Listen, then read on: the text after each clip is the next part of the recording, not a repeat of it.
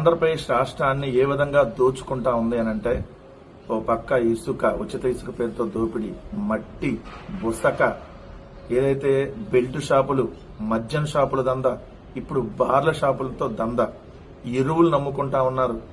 ఎక్కడికక్కడ అసలు ఈ కాదేది దోపిడీకి అనర్హం అన్న కోణంలో కొత్త దోపిడీ ఎలా చేయాలనే దానికి తెరలేపుతా ఉన్నారు ఈ తెలుగుదేశం దండుపాల్యం ముఠ.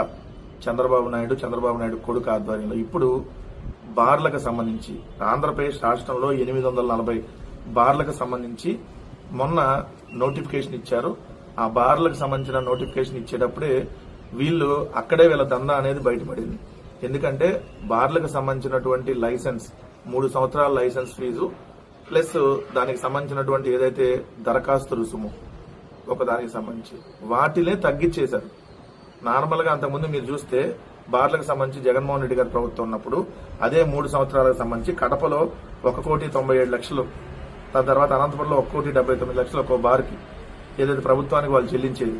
అనంతపురం 1,79,00,000, తిరుపతి 1,72,00,000, ఒంగోలు 1,40,00,000.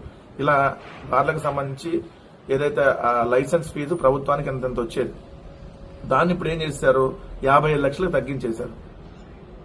అంటే ఇప్పుడు వాళ్ళతో సిండికేట్ అయ్యి కొంత డబ్బులు ఈ కూటమి ప్రభుత్వానికి వెళ్ళిపోతాయి. ప్రభుత్వంలో ఉన్న నాయకులకు వెళ్తాయి. సో ఇదే సిండికేట్ అయ్యి మరి ప్రభుత్వానికి వచ్చే 1,97,00,000 ఆదాయాన్ని 57,00,000 తగ్గించేశారంటే అక్కడ చూడండి ఆల్మోస్ట్ 1,50,00,000 రూపాయలు ప్రభుత్వానికి నష్టం. సో ఇదొకటి. సో అట్లానే 10 లక్షలు, అంతకుముందు 7.5 లక్షలు ఉండేటటువంటి ఆ దరఖాస్తు రుసుము ఏదైతే ఉందో దాన్ని 5 లక్షలకు తగ్గించి పడేశారు.